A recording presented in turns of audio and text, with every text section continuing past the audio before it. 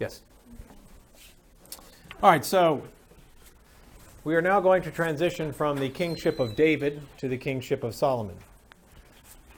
To recap David, a few important things that he did and some promises that were made to him. David, in penance for his sins, wrote many beautiful psalms. Now, he wrote many beautiful psalms in praise of our Lord, not just as penance, but he also wrote some very beautiful psalms in penance for his sins. And you need to know that David was the writer of the Psalms. Okay.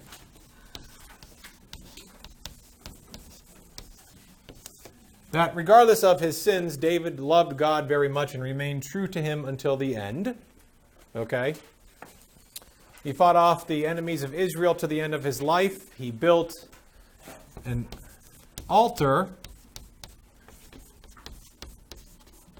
around the Ark of the Covenant and daily worshiped before God. Okay. He remained true to the God of Israel, the God of the chosen people.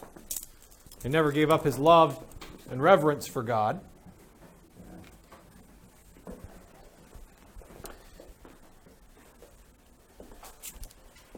David also had been told by Nathan that Solomon should be anointed as king. And so David had other sons, and one of his sons decided he wanted to be king, but we talked about the fact that David said no. Solomon, and he publicly anointed Solomon to be his successor, right?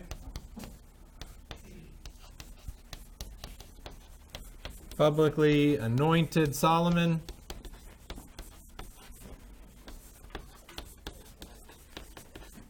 And David gave Solomon 2 commands. 2. Okay?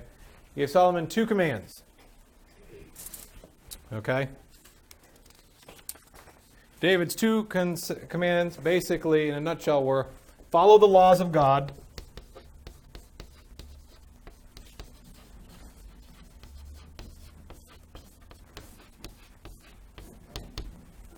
follow the laws of God, and build the temple. And he was to build the temple around the altar that David had already built for the ark. Okay? Because of his faithfulness, even though he committed sins and was punished for them, because David remained faithful to God, he did penance for sins, because of his faithfulness, God made a very great promise to David. That promise was that your house shall be faithful, your kingdom forever, your throne always firm, and the Messiah shall come from your house. That was God's promise to David.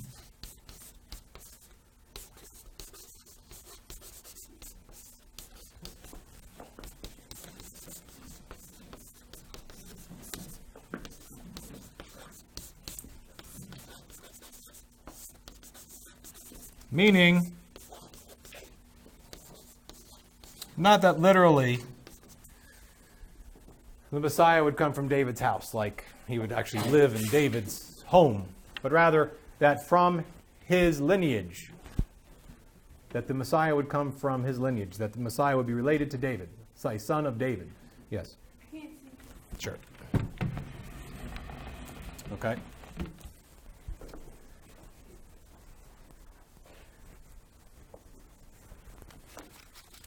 So that is, in a nutshell, the important things to remember as David hands the throne over to Solomon. David passes away, and Solomon receives a prosperous and peaceful nation. And that's important.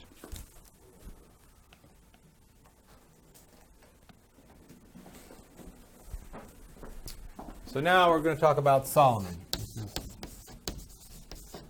What number is this? Is this like 3, 4, 3? Or 1. Actually, it should be 1. Let's start over again. 1. Solomon. Okay?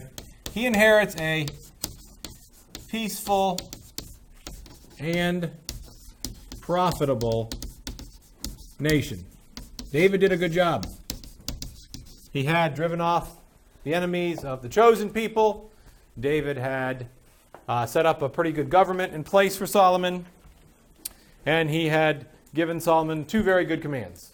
Be faithful to God and build God's house. Okay? So, Solomon, as a young man, was one day praying before the ark.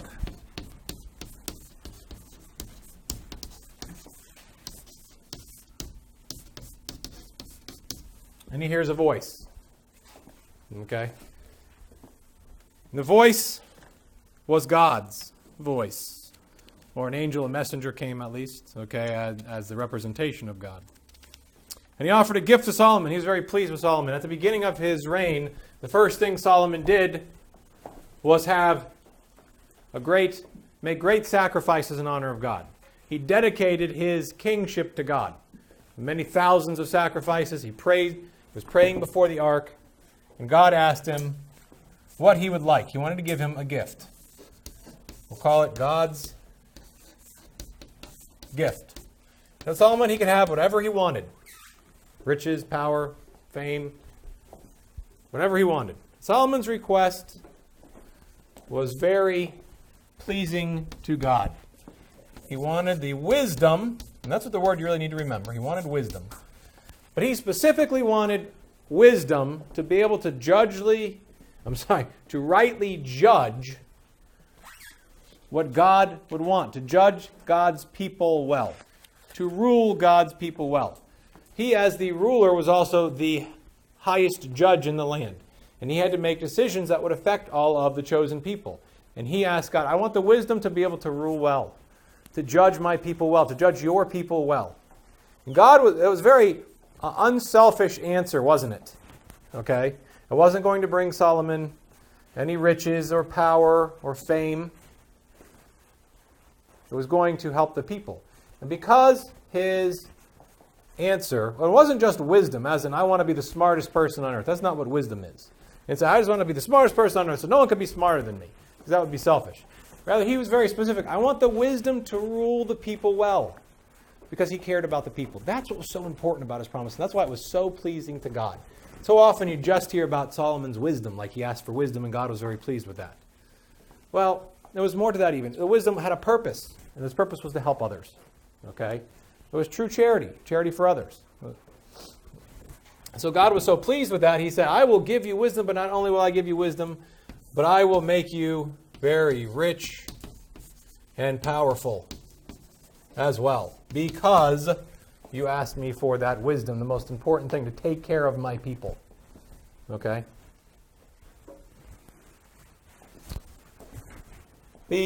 We're given some different examples of Solomon's wisdom throughout his lifetime. One of the first that were given, and one of the most well-known, is the story about the two women who came to him about their child. Okay? So, put this on here as an example of Solomon's wisdom. Okay? 2 women, 1 baby. That's what I'm going to put on there for you. So, 2 women who were living in close quarters, both had babies right around the same time. One of the woman's babies died. Very sad. And these 2 women came before King Solomon with the one baby who was still alive and said, each one of them said it was their baby. The one woman said, this woman's baby died, and while I was sleeping, she switched our baby. She put the dead baby in the crib and took my baby away from me. And the other woman said, that is not true. That is entirely false. This baby is mine. Well, when babies are young and little like that, some of the only people who would actually be able to tell whose baby it would be the mothers. So how is Solomon going to be able to tell? He has no idea whose baby it is. And Solomon does something very wise. He says, okay, well, you know what? Since you both says it's your baby, we'll just be fair. We'll be equal about this, right? Let's cut the baby in half, and you can have half, and you can have half. Right? So, one of the women said, no, don't do that. It's okay, just give the baby to the other woman. The other woman said, that sounds like a great idea, cut the baby in half. And Solomon immediately said to the woman who said, no, don't cut the baby, give it to the other woman, said, you are the mother, because the mother cared about the baby and the baby's welfare first. The other woman was just being spiteful because she was jealous that the other woman, her baby hadn't died. And so if she couldn't have the baby, she wanted the other woman's baby to be dead too. That was a terrible jealousy. Okay? terrible covetousness that the woman had, okay? A very bad jealousy, and that's where we need to be careful. There's also a lesson here about that, right? The people want to do that sometimes. They think something bad happened to me, I'll feel better if something bad happens to you too, right? If I have to suffer, then you should have to suffer. We do that sometimes with our attitude, right? You're having a bad day. You want everybody around you to know that you're having a bad day. You're all cranky and pouty. Part of it's like, wow, I'm having a bad day. Everybody else is going to have a bad day. You're acting like the woman in that story when you do that. Okay? That woman had something very unfortunate happen. It was very sad that her baby died. But for her to say, well, if my baby has to die, that's okay. If your baby dies too, at least you can't have a baby. That's a very, very terrible thing. Yes, you may. So everyone in the court, though, saw what Solomon had done. And they marveled at his wisdom because it was the only way that he would actually be able to tell whose baby it was. So Solomon's wisdom is shown to us in that one story. Not only are there stories of acts about Solomon's wisdom, but also he was visited because of his great wisdom. Okay, the country became more and more prosperous. It became the richest country in the world. Okay, rich, wealth was abundant.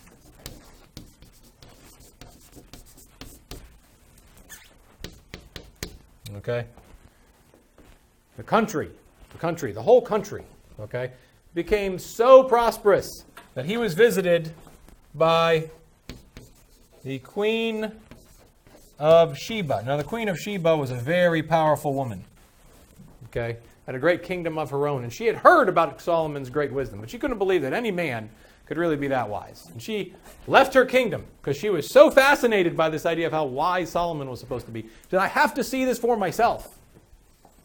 I don't believe these stories that I hear. And she went. Okay? She went. So this is an example of his wisdom. Here's another. She went and visited Solomon. And afterwards she said, indeed, this man is the wisest in all the land. He is good. He is wise. And her country became fast allies of the Israelites.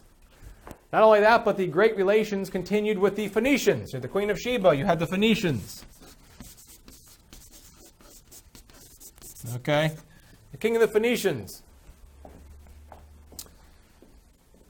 He sent David, remember, the cedar wood to begin building the temple. Well, Solomon's temple grew and grew and grew larger and more magnificent, and as it did, he needed more supplies for it. Well, the king of the Phoenicians realized that Solomon was indeed a great and wise king, very powerful, and wanted to remain allies with him, and sent them more cedar trees and other resources to help him build the temple. So the building of the temple under Solomon went on. However, in order to build the temple and to do other things that he needed, Solomon had to tax the people. Solomon had to tax the people. He was doing all of these things for the country to build it up, to build the temple, build roads, build palaces. Okay, the temple was, I'll show you how large it was 90 feet long, 30 feet wide, and 45 feet tall. And we're going to talk next class. I'm going to draw a picture for you, the dimensions of the temple and the way that it was set up. Just to give you an idea of how huge it was, though. Okay, it was beautiful. The inner room that contained the Ark of the Covenant was entirely lined with gold. It was truly dedicated to God, and it was built in the best way that man could to honor God.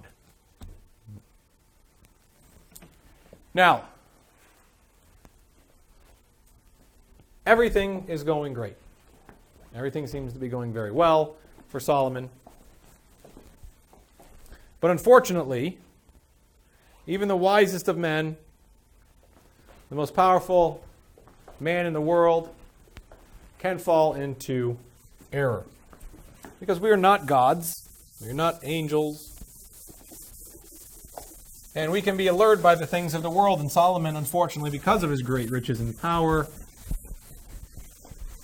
started to do some things that led him into temptation. Kind of like what David did in a different way. Remember, we talked about David with the sins that he committed. One of the reasons he did was because wasn't doing things like he should. He let himself get a little bit lazy, maybe had too much free time on his hands, and there's a saying about an idle mind is the devil's playground. Well, Solomon was keeping busy, but some of the things that he did to keep busy were not wise choices. Okay? He thought they were, because he decided that he wanted to create an alliance with Egypt.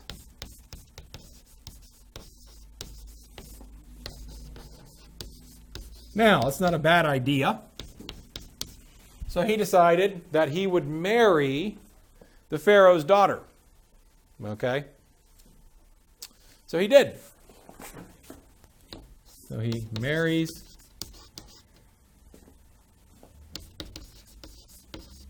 to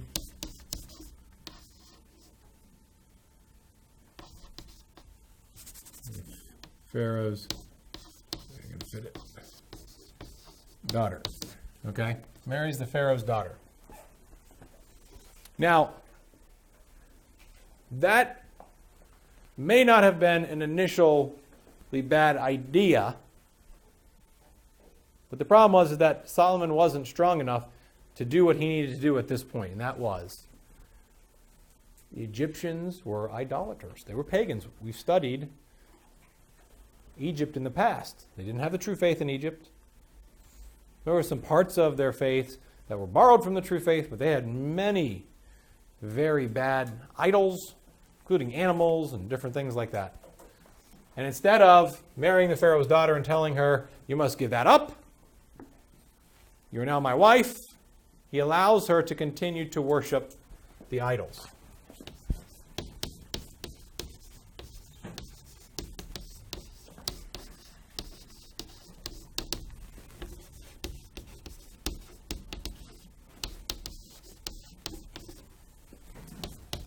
He thought that would make her happy. Well, it very much displeased God. God had given so much to God. And this was directly against the law of God, worshiping false idols, and Solomon was allowing it to go on. Yes? Solomon, I'm sorry.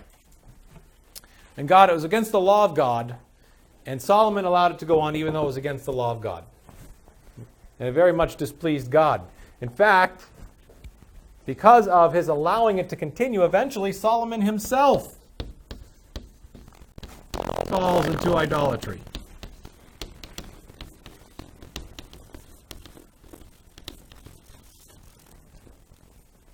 Okay?